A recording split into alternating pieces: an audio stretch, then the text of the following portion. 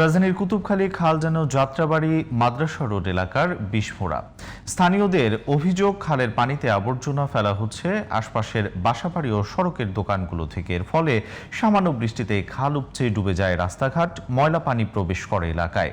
City কর্তৃপক্ষ জানিয়েছে খালটি পানি উন্নয়ন বোর্ডের, কিন্তু নেই তাদের কোনো তৎপরতা। অন্যদিকে দায়িত্বজ্ঞানহীন মানুষের কারণে নিয়মিত খাল পরিষ্কার করেও পাওয়া যাচ্ছে না কোনো সুফল। বিস্তারিত আহমদ অনিকের রিপোর্টে, ছবি তুলেছেন তাফসির হাসান।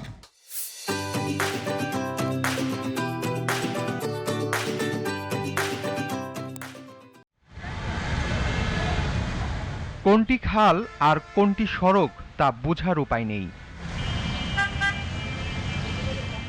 অল্প বৃষ্টিতেই এমন পরিস্থিতি সৃষ্টি হয় রাজধানীর যাত্রাবাড়ির কুতুবখালী খালের।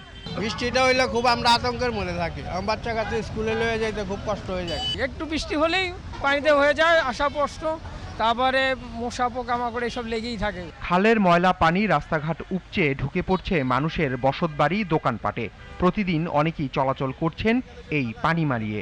স্থানীয়রা জানান, এই পরিস্থিতির জন্য সিটি কর্তৃপক্ষের চেয়ে বেশি দায়ী খালের আশপাশের দোকানদার আর বাসিন্দারা। আশেপাশে বাড়িওয়ালারা অনেকে টাকা দিতে ময়লা গাড়ির মধ্যে পলায় ফেলায়, কবে গেলে প্রতিবাদ করে, যাতে খারাপ ব্যবহার করে গ্যাঞ্জামের সৃষ্টি হয়। এই মাদ্রাসা কেন্দ্রিক অস্থায়ী প্রায় শতাধিক দোকান আছে, এই দোকানে অনেক ময়লা ফেলা হয় এখানে। সিটি কর্পোরেশন কি নিয়মিত পরিষ্কার, মানে কয়েকদিন পর পরিষ্কার করে? হ্যাঁ, সিটি কর্পোরেশন মাঝে মধ্যে বেকুনিয়া আসে এবং বিভিন্ন প্রযুক্তি নিয়ে আসা পরিষ্কার করে। ঢাকা দক্ষিণের পরিচ্ছন্নতা কর্মীরা জানান, পরিষ্কার করার কয়েকদিনের মধ্যেই আবার ময়লায় ভরে যায় খাল। বাসাবাড়ির ময়লা থেকে শুরু করে লেপ, তোশক, বালিশ সবকিছুই ফেলা হয় খালে, আর তাই পানি আটকে সৃষ্টি হয় জলজট। সকালে কাজ করে দেয়, বিকেলে কয় তোমরা সিটি কর্পোরেশন কাজ করে না। কি কাজ করে?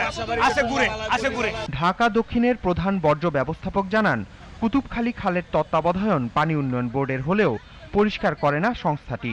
এছাড়া যেসব স্থান দিয়ে খালটির পানি নেমে যায় সেসব স্থানও নেই দক্ষিণ সিটির অধীনে। গত সপ্তাহে কিন্তু এখানে পরিষ্কার করেছি এবং এই এক সপ্তাহ পরে কিন্তু আবার এখানে ময়লা জমে যায়। এটা হলো আমার পানি উন্নয়ন বোর্ডের খাল।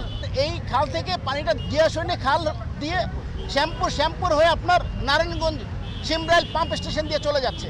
এখানে আরেকটা সমস্যা, আমি যতই পরিষ্কার করি না কেন, নারায়ণগঞ্জের সাইড যদি পরিষ্কার না থাকে পানির ফ্লোটা কিন্তু এত বেশি হবে না। সো আমি আপনাদের মধ্যে অনুরোধ জানাবো, আমরা সমন্বিতভাবে সবাই মিলে যদি এই কার্যক্রমটা করি তাহলে আমার মনে হয় জনভোগান্তি অনেকাংশে কমবে।